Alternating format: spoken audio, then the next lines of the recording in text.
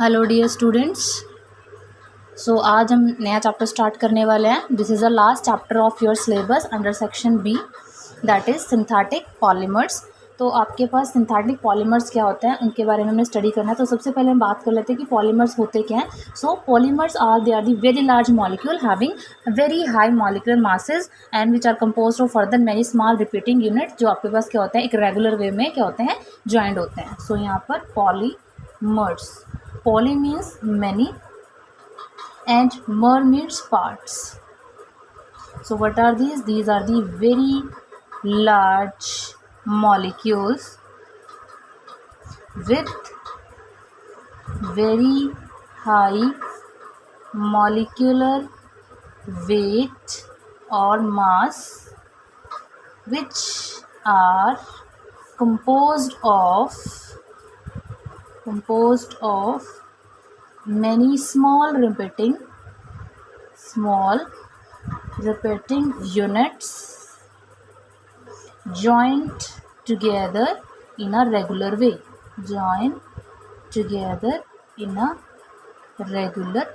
तो ये आपके पास क्या होता है, these are the polymers. अब जो सिंपलेस्ट मॉलिक्यूल्स होते हैं जिसमें जो रिपीटिंग स्ट्रक्चर यूनिट्स होते हैं वो डिराइव्ड होते हैं, that are known as monomers. And ये जो प्रोसेस होता है formation of polymers from the simple monomers, that is known as polymerization. So the simple molecules from which repeating structural units are derived. These are monomers. So ये आपके पास क्या होता है, monomers. And आपके पास polymerization क्या होता है, that is the process of polymerization is what?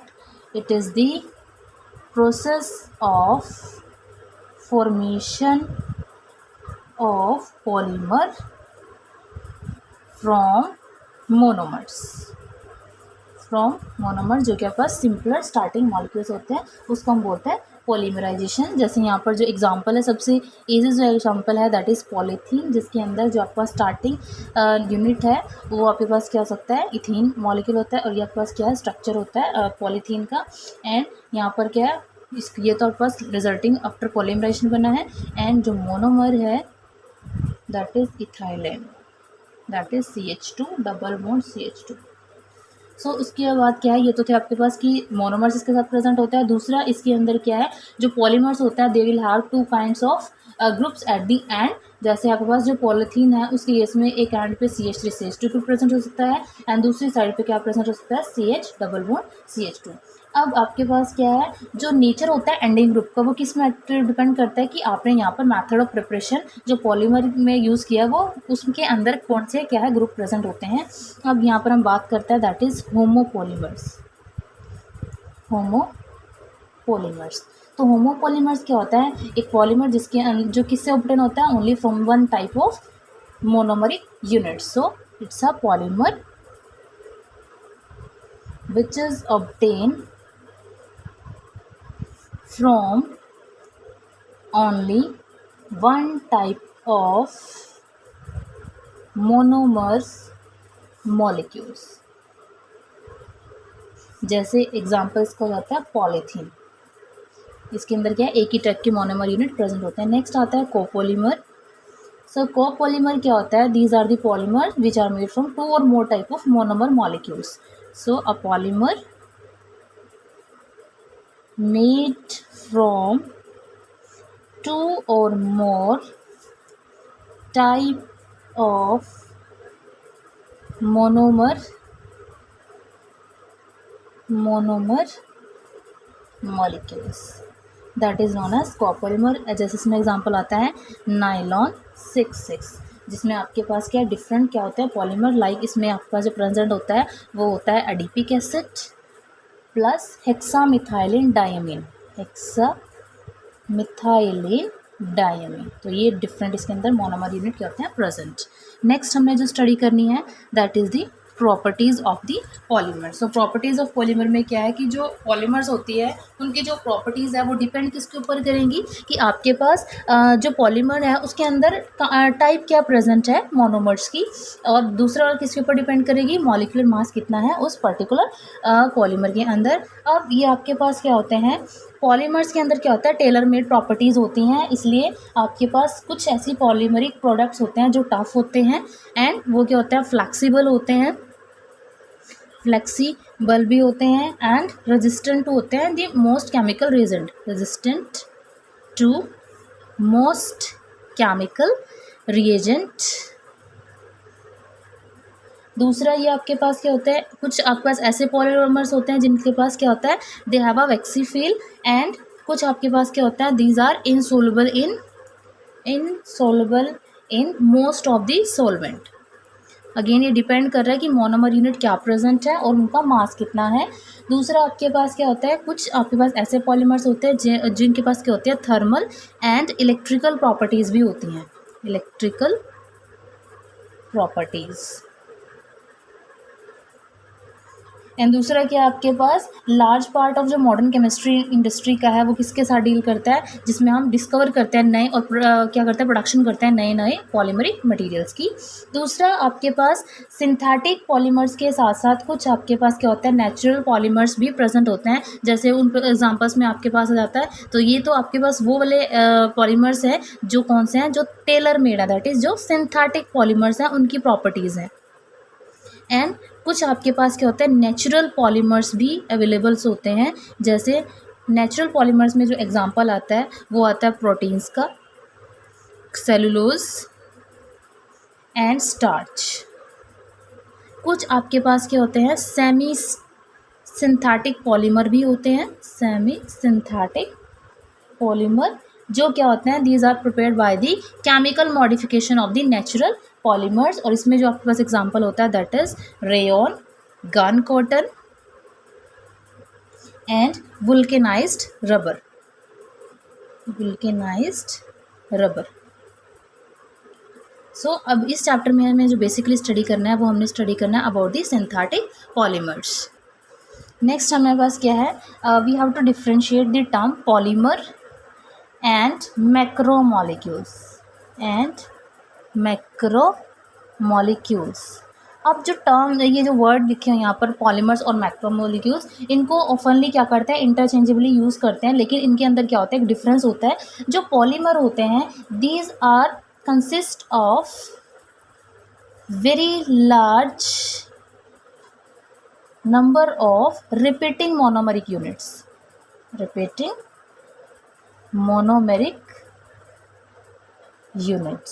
But जो मैक्रोमोलिक्यूल्स होते हैं these are the giant molecule, ये बहुत लार्ज मॉलिक्यूल्स होते हैं जिनके अंदर विच मे और मे नॉट, जिनके अंदर पॉसिबिलिटी है और पॉसिबिलिटी नहीं है किसकी, presence of the large number of repeating monomeric unit in which may or may not contain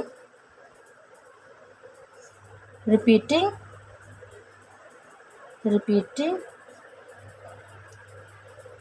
monomer units। जैसे आपके पास एग्जांपल आता है क्लोरोफिल का। सो जो क्लोरोफिल है दैट इज़ अ मैक्रोमोलिक्यूल, लेकिन उसके अंदर क्या है, रिपीटिंग यूनिट्स नहीं है। सो वो आपके पास क्या है, एक पॉलीमर नहीं है, वो सिर्फ क्या है, मैक्रोमोलिक्यूल यहाँ पर क्या होता है, प्रेजेंट होता है। तो हम यहाँ पर क्या कह सकते हैं कि जितने भी पॉलीमर्स हैं, all the polymers are macromolecules, वो मैक्रोमोलिक्यूल्स हैं, बट all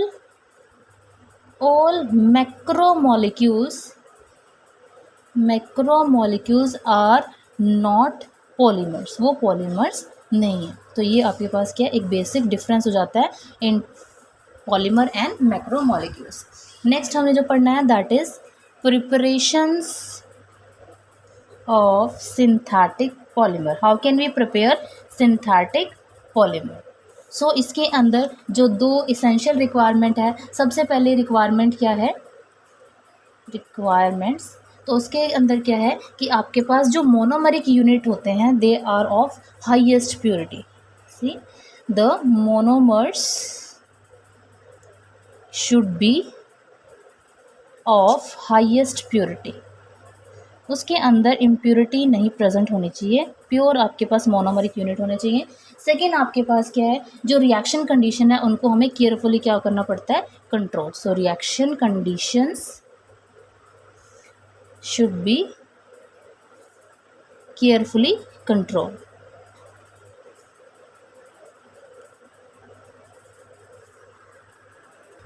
तो रिएक्शन कंडीशन से मतलब क्या है कि आपके पास कि जो आपके पास लास्ट में पॉलीमरिक यूनिट बन रहा है वो आपके पास एक तो उसकी क्वांटिटेटिव यील्ड अच्छी आए, दूसरा उसके साथ कोई भी साइड प्रोडक्ट अगर बन रहा है तो उसको हम वहीं पर क्या करें, स्टॉप कर दें। अब जो आपके पास क्या है प्रोसेस इन्वॉल्व होता है सिंथेटिक पॉलीमराइजेशन में, उसके अंदर हमने क्या किया, दो कैटेगरीज में उसको डिवाइड किया है। सो वो दो कैटेगरीज कौन सी हैं, दैट इज़ सबसे पहली जो है दैट इज़ एडिशन, और इसको हम बोलते हैं chain growth polymerization, chain growth polymerization. Second जो है दैट इज़ कंडेंसेशन, कंडेंसेशन, और उसी को हम बोलते हैं step growth, step growth polymerization. तो इनको हम क्या करेंगे, वन बाय वन स्टडी करेंगे। तो सबसे पहला जो हम स्टडी करते हैं दैट इज़ फर्स्ट एडिशन और चेन ग्रोथ पॉलीमराइजेशन, पॉलीमराइजेशन। तो ये हमने स्टडी करनी है। अब इस टाइप की पॉलीमराइजेशन में क्या होता है, in which there is a addition of the monomeric units to form a large polymeric molecule, जिसमें जो मॉलिक्यूलर फॉर्मूला होता है रिपीटेड यूनिट का वो क्या रहेगा, सेम रहेगा as that of the starting material. So this type of polymerization involve the addition of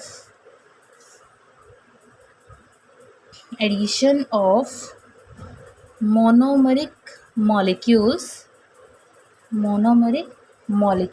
to form a large polymer molecule, large polymer in which the molecular formula of repeating units, that is repeating structural units, is same as that of starting monomer।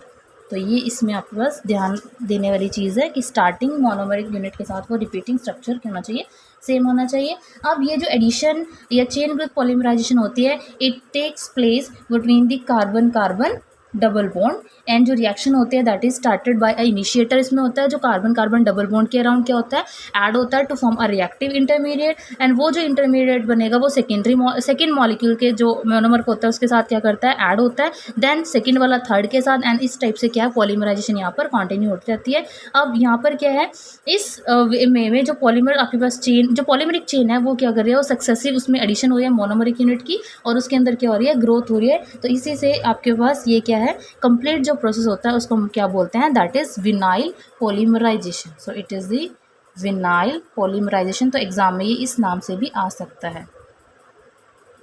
So vinyl polymerization. अब इसमें क्या है, depending कि आपके पास जो monomer unit है वो आपने क्या लिया है और इनिशिएटर जो यूज्ड है वो क्या है, उसके अंदर आपके पास जो रिएक्टिव इंग्रेडिएंट बनेंगे वो आपके पास क्या हो सकते हैं, वो फ्री रेडिकल्स भी बन सकते हैं, वो कार्बोकेटाइन भी बन सकते हैं, वो कार्बोएनाइन बन सकते हैं। अब जो कुछ आपके पास पॉलीमर्स बनते हैं इस मैथड से वो हम डिस्कस करेंगे।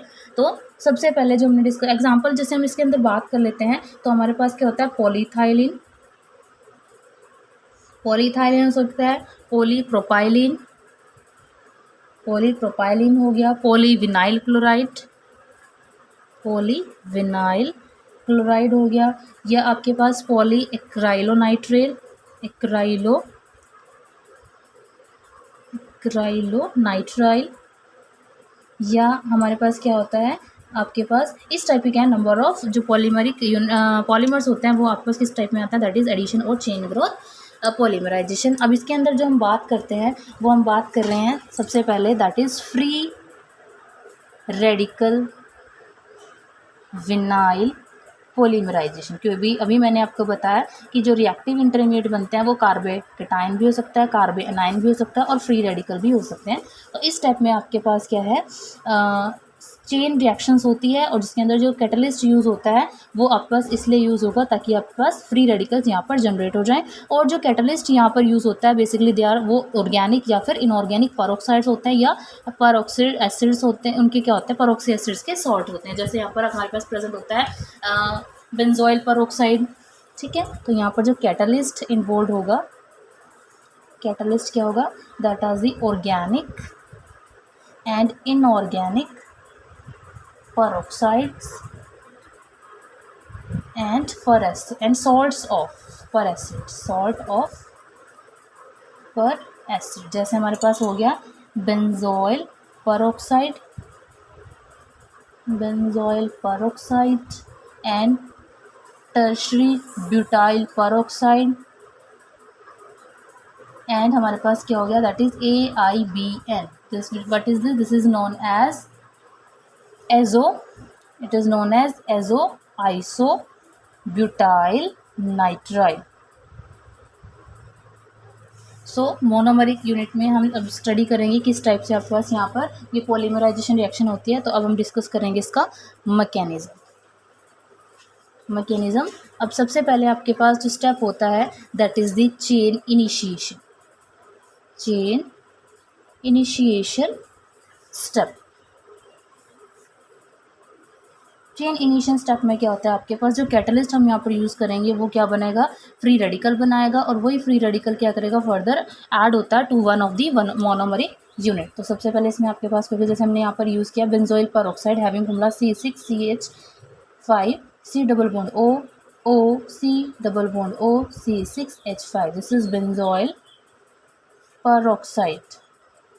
तो ये यहाँ पर क्या करेगा, इलेक्ट्रोलाइटिक क्लीवेज करेगा to form C6H5 C double bond O radical. Further यहाँ पर जो आपके पास बनेगा that is phenyl radical plus 2CO2। अब ये आपके पास जो फिनाइल रेडिकल है वो इनिशिएट करेगा जो आपके पास क्या प्रेजेंट है मोनोमरिक यूनिट उसकी चेन को। फिनाइल रेडिकल ये यहाँ पर आपके पास बना था that is benzyloxy radical. So यहाँ पर क्या होगा आपके पास, ये जो R रेडिकल है दैट मीन्स जो आपके पास C6H5 रेडिकल है ये क्या करेगा, ये ऐड होगा to one of the unit that is monomeric unit and आपके पास क्या बनेगा, that is RCH2CHG। That means आपके पास यहाँ पर जो बनेगा it is the free radical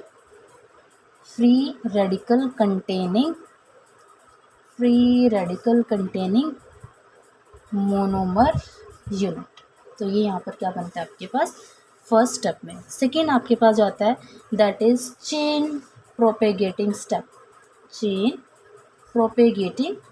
जिसके अंदर आपके पास क्या है, ये जो फ्री रेडिकल बनेगा ये क्या करेगा, ये सेकेंड मोनोमरिक यूनिट के साथ ऐड होगा to form the further free radical and वो फिर थर्ड के साथ होगा और इस टाइप से वो फोर्थ के साथ और यहाँ पर रिपीटिंग क्या हो जाएंगे, मॉलिक्यूलर यूनिट्स वो चलते जाएंगे।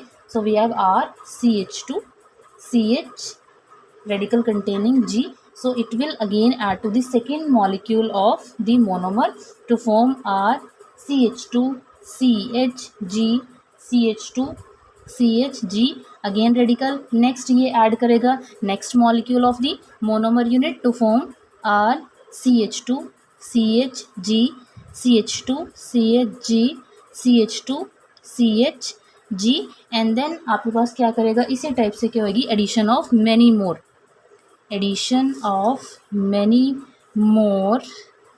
मोनोमर यूनिट्स एंड आपके पास जो होती है that is one at a time, एक टाइम पे सिर्फ एक ही ऐड होगा, नंबर ऑफ या वो सिंगल टाइम पे ऐड नहीं होंगे नंबर ऑफ मोनोमरिक यूनिट। तो आपके पास जो बनेगा दैट इज़ RCH2CHG, क्योंकि ये पार्ट आपके पास हर बार क्या हो रहा है, रिपीट। तो यहाँ पर इसमें क्या आ जाएगा N एंड देन CH2CHG। तो ये आपके पास बनेगा यहाँ पर। अब this is the elongated chain मतलब this is the propagating chain. Next जो आपके पास होगा यहाँ पर that is the termination. Third जो स्टेप होगा that is chain termination chain termination step. अब चेन टर्मिनेशन स्टेप में आपके पास क्या है, जो स्टेप होते हैं, तो जो आपके पास इसमें आपके पास टर्मिनेशन किस टाइप से हो सकती है चेन की, तो आपके पास सबसे पहले तो हो सकती है कपलिंग, दूसरा डिस्प्रपोर्शनेट रिएक्शन भी हो सकती है और चेन ट्रांसफर रिएक्शन भी हो सकती है। तो अंडर कपलिंग क्या हो गया, सो कपलिंग में आपके पास क्या होगा, कोलिजन होती है ग्रोविंग चेन की एंड एक कैटलिस्ट रेडिकल की, जिसमें वो क्या बनाते हैं, एक डीएक्टिवेटेड मॉलिक्यूल बनाते हैं, जैसे आपके पास 2RCH CH2 CHGN CH2 CHGH, then we get R CH2 CHGN CH2 CHG CHG CH2 CHG CH2 and then यहाँ पर N एंड R। तो यहाँ पर क्या है, जो दो आपके पास ये यूनिट्स है वो ये आपस में क्या हो गया, कंबाइन हो गया to form this type of molecule. And further क्या हो सकता है, ये जो है वो क्या कर सकते हैं, वो R रेडिकल के साथ क्या हो सकती है, कंबाइन। सो यहाँ पर this is the first case. Second case क्या है कि ये आपके पास जो बनी है chain propagating unit RCH2 CHG then N CH2 CHG, it will combine with the R radical to form the RCH2 CHGN CH2 CHGR। तो ये आपके पास इस टाइप से क्या हो गया, coupling with in the same molecule and with the alkyl radical. Next जो इसमें आपके पास टर्मिनेशन हो सकती है that is disproportionation reaction, disproportionation reaction. अब इसके अंदर क्या है आपके पास, एक फ्री रेडिकल होता है जिसके पास जो हाइड्रोजन होती है वो क्या हो सकती है, वो आपके पास यहाँ से एलिमिनेट हो सकती है to form the deactivated product. तो we have 2RCH2 CHGN CH2 CHG। तो आपके पास यहाँ से क्या बन सकता है, अगर यहाँ से हाइड्रोजन रिमूव हो जाते हैं तो यहाँ पर डबल बॉन्ड आ जाएगा, that is RCH2 CHG then CH double bond CHG plus आपके पास क्या हो सकता है, यहाँ पर एक और प्रोडक्ट बन सकता है that is RCH2 CHG, G कोई भी ग्रुप यहाँ पर प्रेजेंट हो सकता है, देन CH2 मतलब ये कोई भी क्या चेक कर सकता है, hydrogen radical to form this type of alkane molecule. Third जो यहाँ पर चेन टर्मिनेशन होती है that is chain transfer reaction. So chain transfer reaction में क्या होता है, इसमें आपके पास जो टर्मिनेशन होती है वो ग्रोइंग चेन की, वो किसकी होती है, that is from the impurity in the monomeric unit की। अगर मोनोमरिक यूनिट में कोई इम्प्योरिटी प्रेजेंट होती है उससे ये हो सकती है। तो यहाँ पर जो आपके पास इस टाइप से क्या होती है, इम्प्योरिटी की वजह से जो टर्मिनेशन होती है उसको हम क्या बोलते हैं, that is through chain transfer agent, जिनको हम जनरली रिप्रेजेंट करते हैं ASH से, एंड इसी को हम क्या बोलते हैं, chain transfer reaction due to impurity. तो यहाँ पर जैसे एग्जांपल हम शो कर रहे हैं, वी हैव स्टायरीन और CH2 CHG then N CH2 CH radical G, it will combine with this chain transfer agent that is ASH to form the RCH2 CHG and CH2 plus AS radical. अब ये आपके पास क्या है, यहाँ पर radical generate हुआ है, ये क्या करेगा, जो न्यू चेन है उसको क्या करेगा, इनिशिएट दी न्यू चेन। अब इसमें आपके पास जो एग्जांपल दिए हुए हैं फ्री रेडिकल विनाइल एग्जाम उसमें दैट आर कि आपके पास जो इथाइन है वो कन्वर्ट होती है in presence of trace of oxygen and what we get polythene that is CH2 repeating unit to form the polythene. Similarly हमारे पास क्या है, acrylonitrile having CH2 double bond CH CN ग्रुप। So in presence of organic peroxide ये convert हो जाएगी polyacrylonitrile में, that is PAN में CH2 CN, this is polyacrylonitrile that is PAN, और इसको हम बोलते हैं ऑर्लोन भी बोलते हैं। नेक्स्ट हमारे पास जो थर्ड एग्जांपल है जिसमें आपके पास जो स्टायरीन है that is CH2 double bond CH C6H5, this is styrene unit, and in presence of peroxide it will form the polystyrene CH2 CH C6H5 and we get the N unit of polystyrene। अब यहाँ पर हर जगह N molecule क्या required है monomeric unit के। तो इस type से क्या है, ये एग्जांपल्स हैं of the free radical vinyl polymerization. Thank you.